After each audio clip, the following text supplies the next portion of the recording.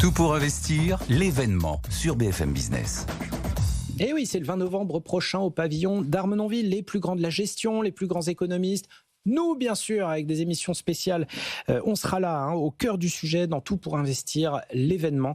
Donc, venez nombreux, c'est vraiment le rendez-vous de référence pour faire fructifier votre patrimoine. Alors, parmi les questions qui se posent depuis ce début d'année, et notamment toutes les dynamiques de développement qui peuvent animer le marché action, on a évidemment tout l'investissement dans le secteur de la défense, avec l'Europe qui s'est enfin bougé pour un petit peu renforcer notre souveraineté à ce niveau-là. Et j'aimerais qu'on en parle aujourd'hui avec deux intervenants qui ont chacun une optique différente. Donc Stanislas Perrin de la France Mutualiste, bonjour.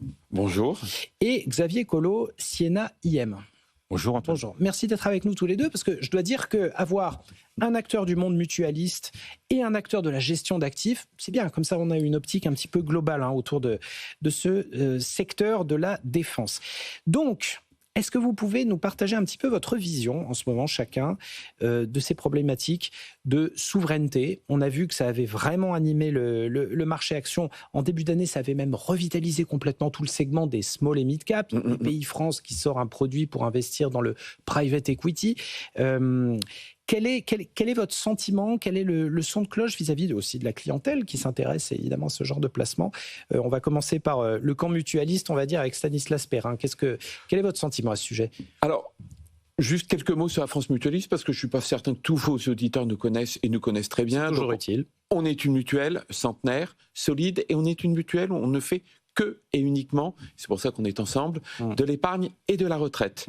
Et on est animé par 170 conseillers qui sont répartis sur l'ensemble du territoire national. Pour répondre à votre question, ce qui est extrêmement important pour nous, c'est qu'on est une mutuelle assez proche du monde du combattant, parce qu'on a un produit spécifique. Historiquement, il faut rappeler que c'était pour financer justement un certain nombre de dépenses en faveur des anciens combattants, mutilés de guerre, etc. Exactement, et notamment quand ils revenaient d'OPEX, d'opérations extérieures, ils avaient la possibilité de pouvoir bénéficier d'un produit qui s'appelle la retraite mutualiste du combattant, qui existe toujours, qui est un produit pour toutes les personnes qui partent à l'extérieur. Donc naturellement, c'est un secteur qui vous intéresse, la défense. Qui nous intéresse, et surtout on en est très proche. Et c'est pour ça qu'on a lancé un produit en collaboration avec les équipes de Xavier Collot et donc de Siena IM.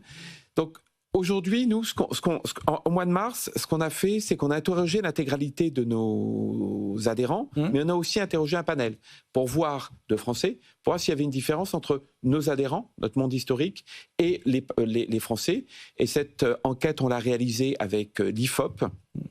Donc on a interrogé plus de 2000 personnes et les résultats sont extrêmement intéressants. La question qu'on leur a posée, c'est aujourd'hui, est-ce que financer le monde de la défense est un problème pour vous ou pas? Rappelez-vous, en mars de cette année, c'était pas forcément une question qui était toujours très évidente pour les adhérents et pour les épargnants.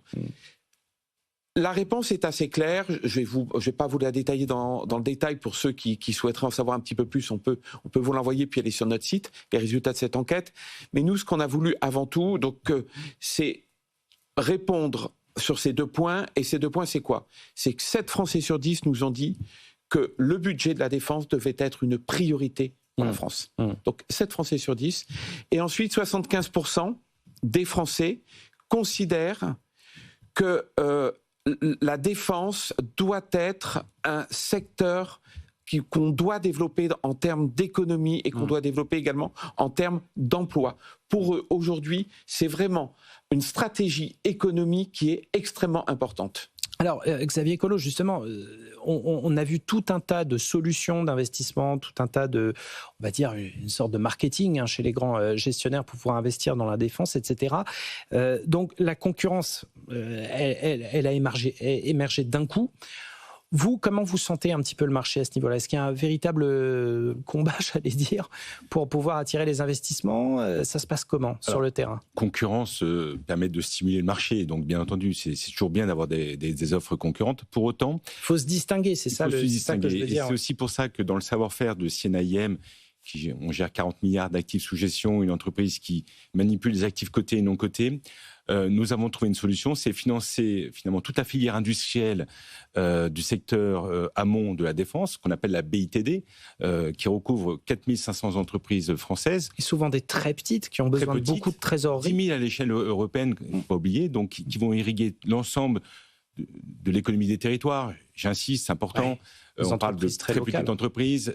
Et donc, le fait de faire une solution d'investissement sous forme de dette, et ce qu'on fait avec la France Mutualiste, c'est un fonds qui va permettre de financer les entreprises de petite taille en irriguant des capitaux pour permettre d'accélérer leur développement, pour permettre de répondre à la commande publique, qui est très en amont et qui sont, je dirais, des entreprises fournisseurs des grands industriels de défense. On a la chance en France d'avoir des grands industriels de la défense, également en Europe. Mais ces industriels-là, ils s'appuient sur un tissu économique de 10 000 TPE, PME, ETI. Et donc, le fait d'apporter du financement sous forme de dette permet d'aller financer rapidement, parce que l'urgence, c'est maintenant, c'est pouvoir fabriquer, avoir du stock, lancer augmenter sa cadence de production, pouvoir stocker, faire du stockage, pouvoir recruter. Et donc, forcément, l'apport sous forme de dette privée permet d'apporter rapidement du besoin en fonds de roulement, ce qu'on appelle du CAPEX également, et puis initier, je dirais, un cycle de production, parce que ces entreprises-là, elles ont besoin aujourd'hui d'avoir des capitaux pour accélérer leur développement et répondre aux besoins qui sont colossaux et nombreux en Europe. Voilà, donc vous votre axe, c'est la dette privée d'entreprise. Contrairement à BPI, je prends cet exemple-là, mais il y en a d'autres qui, eux, vont carrément faire un fonds de private equity. Je voulais juste... il y a une question qui est très intéressante et qui rejoint justement ce sondage que vous avez fait auprès de la clientèle prête à investir. C'est est-ce qu'on peut enfin, pour une fois, pour toutes, considérer que la problématique de la défense, c'est la souveraineté et que toutes ces problématiques, c'est ESG à fond? Moi, je vais répondre. Nous, à la France Mutualiste, on a toujours considéré que la défense, c'était ESG. Alors, ce que je vous disais en introduction, c'est lié à notre ADN. En revanche, il y a des règles à respecter. C'est pas parce qu'on va dans le monde de la défense qu'on doit faire n'importe quoi. Il y a des thématiques où on n'ira pas, comme les mines antipersonnelles, tout ce qui est lié à des conventions internationales. J'allais vous dire ça, mais qui y va encore? Je pense qu'il n'y a plus beaucoup de personnes, mais c'est important de le rappeler quand même. Bien sûr. Que la défense, il n'y a pas que ça. Le point qui est extrêmement important dans toutes ces thématiques-là, c'est qu'il faut avoir de la gouvernance, de la durabilité. Parce que finalement, aujourd'hui, préserver la liberté d'aujourd'hui, préserver la souveraineté, c'est aussi assurer la génération de demain, c'est-à-dire lui assurer son avenir. Et je pense que c'est extrêmement important dans un monde qui va de plus en plus vite et dans un monde qui est quand même relativement violent. Même quand on voit ce qui s'est passé hier d'un point de vue international aux États-Unis et même en Russie, il faut quand même aujourd'hui être souverain dans sa défense, dans son alimentation, dans sa santé, dans toutes ces thématiques qui sont des thématiques extrêmement importantes pour un pays. Dernière question, Xavier Collot, il nous reste 30 secondes. Du point de vue des valorisations des entreprises, on a vu une très forte accélération au début d'année. Maintenant, on sent qu'on a besoin d'un deuxième souffle, d'un appel d'air. Quel est votre sentiment sur la fin d'année, mettons, sur les valeurs de la défense? Probablement qu'elles sont bien valorisées aujourd'hui au regard des enjeux et des carnets de commandes. Ça reste des valeurs de long terme qui ont beaucoup été appréciées, bien entendu, on voit bien en 2025. Pour autant, diversification long terme, à mon avis, c'est le maître mot autour de ces valeurs. Et donc, ce fonds obligataire mis en commun par la France Mutualiste et Siena IM. Stanislas Perrin, Xavier Collot, merci d'avoir été avec nous dans Tout pour investir. Et on vous retrouve, bien entendu, le 20 novembre dans Tout pour investir, l'événement. Merci Antoine. Tout pour investir, l'événement sur BFM Business.